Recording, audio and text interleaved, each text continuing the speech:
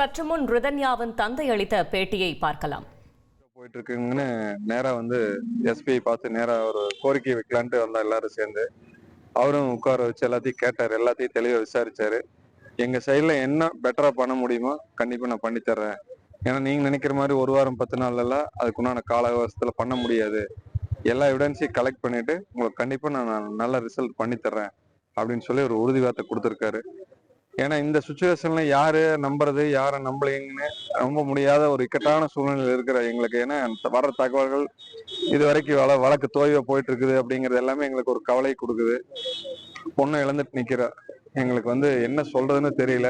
அதனால சார் கிட்ட சொன்னா கண்டிப்பா நான் உறுதியை பண்ணி தரேன், நீங்க நம்பிக்கையோட போங்கன்னு இருக்காரு. அந்த நம்பிக்கையோட வெளியில வந்திருக்காரு. கோரிக்கைகள் அதாவது பொண்ணுனுடைய கால் ரெக்கார்ட்ஸ், கடைசியா பேசின ரெக்கார்ட்ஸ் எல்லாம் என்ன, அதே மாதிரி மாப்பிள்ளை பையன் யாரெல்லாம் பேசியிருக்கேனுங்கிற ரெக்கார்ட்ஸ் எல்லாம் கம்பல்சரி எங்களுக்கு வேணும், எவிடன்ஸ் வேணும். அந்த செல்லுல இருந்து எவிடன்ஸ் வேணும். அதே மாதிரி அந்த மருந்து எங்க வாங்கப்பட்டது, எப்படி அந்த இடத்துக்கு அங்க போனா, அது எத்தனை மணில இருந்து எத்தனை மணி வரைக்கும் அப்படிங்கிற அங்க இருக்கிற வீடியோ ஃபுட்டேஜ், அதே மாதிரி கேஸ் ஆடியோ ரெக்கார்டு போட்டுக்கிறனுடைய அந்த எவிடன்ஸ் அவங்க கலெக்ட் பண்ணிட்டாங்க.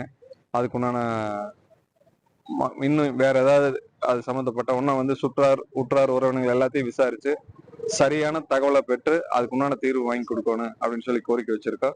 அவர் இன்னும் ஏதாவது நாங்க விசாரிக்கிறோம். இப்ப கிட்டத்தட்ட ஒரு 30 பேருக்கு மேல விசாரிச்சிருக்கோம். இன்னும் விசாரிச்சு நீங்க யார் இருந்தாலும் ஏதாவது இருந்தாலும் நேரடியா என்னை எஸ்பி தொடர்பு கொள்ள, இல்லைன்னா இன்ஸ்பெக்டர் தொடர்பு கொள்ளன்னு சொல்லி நம்பர் கொடுத்துருக்காங்க.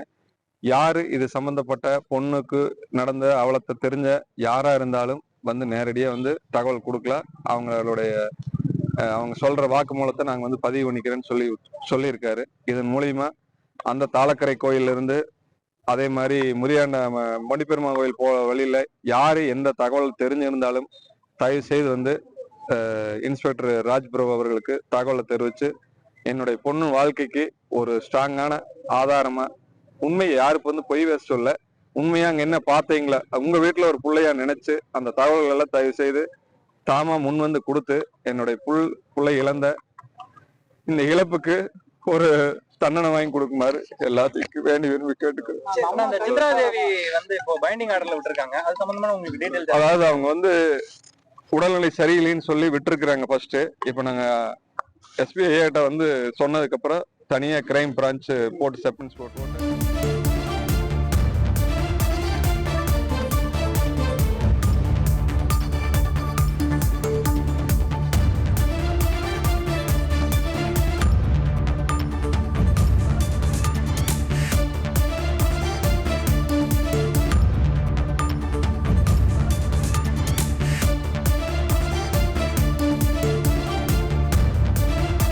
ஃப்ரெண்ட் ஆக்கிக்கோங்க. தந்தி டிவியின் சப்ஸ்கிரைபர்ஸ் அண்ட் ஃபாலோவர்ஸ் குடும்பத்துல நீங்களும் இணையுங்க.